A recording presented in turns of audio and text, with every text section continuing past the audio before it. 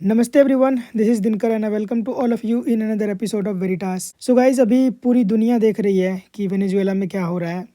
और वेनेजुएला की गवर्नमेंट बस अभी यही कह रही है कि ये क्या हुआ।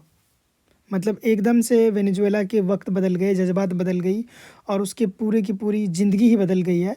क्योंकि वेनेजुएला के प्रेसिडेंट को यूएस ने बेसिकली एयरलिफ्ट कर लिया है और उसको वहाँ से उठा के अभी कहाँ उन्होंने सेटल किया है इसके बारे में कोई कुछ नहीं जानता। हालांकि वेनेजुएला की तरफ से स्टेटमेंट जारी किया गया है कि जहाँ कहीं भी प्रेसिडेंट है और उनकी पत्नी है उनके बारे में उनको जल्दी से जल्दी इन्फॉर्म किया जाए, उनको कम्युनिकेट किया जाए।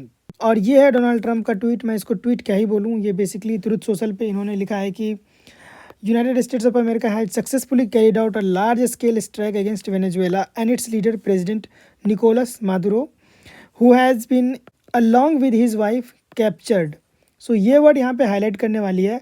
आज तक ऐसा हिस्ट्री में शायद ही कहीं हुआ होगा। इनफैक्ट जहाँ तक मेरी मेमोरी सर्व कर रही है, ऐसा कुछ हुआ ही नहीं है कि कोई भी देश किसी देश पे अटैक करता है और वहाँ से उसको उठा लिया जाता है और फिर उसको उठा के दूसरे देश में लाया जाता है। जैसे कि यूएस के बारे में यहाँ बताया जा रहा है कि यूएस के कंजक्शन या उसके लॉ इन्फोर्समेंट के हिसाब से अब उनको बेसिकली पनिशमेंट मिलेगा या फिर उनके ऊपर ट्रायल किया जाएगा।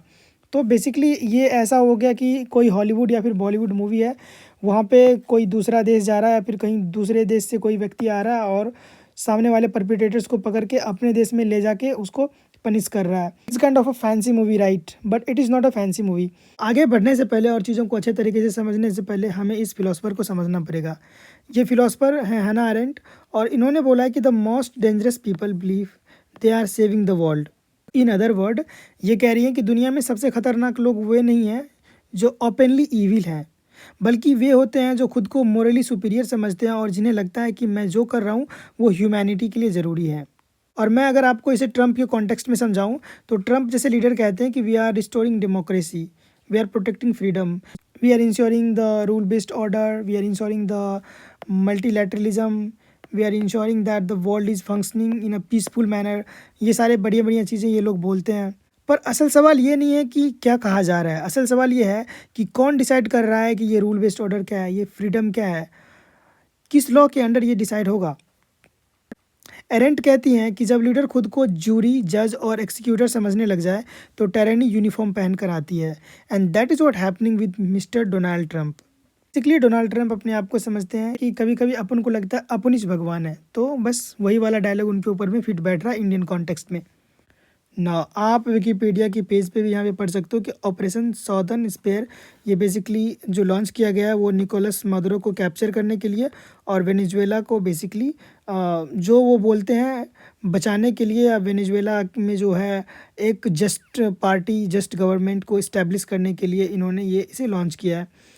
इसका नाम इन्होंने बेसिकली रखा है war on drugs. War on drugs basically 21st century की ये बोलते हैं कि एक ऐसा वॉर है अगेंस्ट द वॉर कार्टल्स जिसमें मिलिट्री इंटरवेंशन होता है अगेंस्ट काउंटर टेररिज्म। और इसको लेकर के बेसिकली एक विकीपीडिया पे पेज भी बना हुआ, आप इसके बारे में डिटेल्ड में पढ़ सकते हो। और इसे जो अंजाम दिया है ना, इसके बारे में आपको जानना बहुत ही ज़्यादा ज़रूरी है। इसको जो अंजाम दिया है वो है डेल्टा फोर्स। और डेल्टा फोर्स एक बहुत ही इंपॉर्टेंट इंस्टीट्यूशन है यूएस के लिए, एक बहुत ही डिसिप्लिन्ड फोर्स है। इन्होंने ही बहुत सारे काम किए यूएस के लिए, जो इम्पोर्टेंट मिशन है।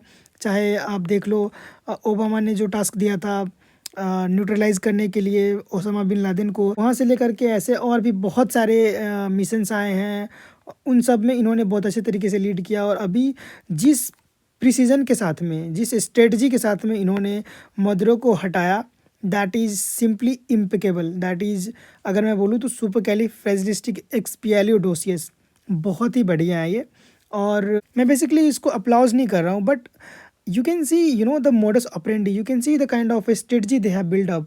So इस चीज़ को पूरी दुनिया को समझना पड़ेगा। and it really seems very fascinating how they would have executed all the plans and strategy and everything. That's why I'm very much perplexed and baffled to see their execution and their prowess. कल के time में फिर China भी इस same तरीके का Endeavour Taiwan के साथ में कर सकता है। उसके अलावा रशिया भी फिर कहीं और कर सकता है। इवन यूक्रेन में चीज़ें और भी वर्सन हो सकती है। And they can also give examples like you see what Trump has done. So Trump has become basically an unbridled power. उसके पास में पावर है, but he doesn't understand that with great power comes great responsibility. He is not understanding that. अब यहाँ पे एक और interesting चीज़ें डेवलप हुई है, वो है कि Russian files diplomatic request asking US to stop pursuing oil tankers bound for Venezuela. Basically हुआ क्या कि रशियन वेसल्स जो थी वो भी इस एरिया में लोकेट हुआ था, जिसे यूएस नेवी ने फॉलो किया। हालांकि वो कैसे भी बच के निकल गए। और पूरी दुनिया जानती है कि वेनेजुएला के पास में काफ़ी रिच अमाउंट में जो नेचुरल रिसोर्सेज है वो है। और यूएस का ये हिस्ट्री रहा है कि ये हमेशा ही जहाँ पे भी तेल देखती है बस ये पहुँच जाता है मांगने के लिए। मतलब वो बोलते हैं ना कि भीख मांगने का कोई तरीका है भीख मांगने का। तो that is what happening with US, ये भीख मांगता है, लेकिन ये थोड़ी दादागिरी वाले अंदाज में भीख मांगते हैं। और जो ये अभी कर रहा है ट्रम्प का जो प्लान है मागा का, वो तो मुझे नहीं पता सक्सेसफुल होगा या नहीं। मतलब make America great again successful होगा या नहीं ये तो मुझे नहीं पता है। पर मुझे ये पता है कि ट्रम्प ने ये सोच लिया है कि आई विल मेक इंडिया महंगा अगेन। मतलब इंडिया चूँकि वेनेजुएला से भी तेल लेती थी, तो भाई इंडिया का तो काफ़ी प्रॉब्लम आने वाला है आगे, क्योंकि अब तेल के लिए बहुत सारी चीज़ें, बहुत सारे फैक्टर्स है जो इंटरप्ले करते हैं, बहुत सारे जगह पे उनको देखना पड़ेगा।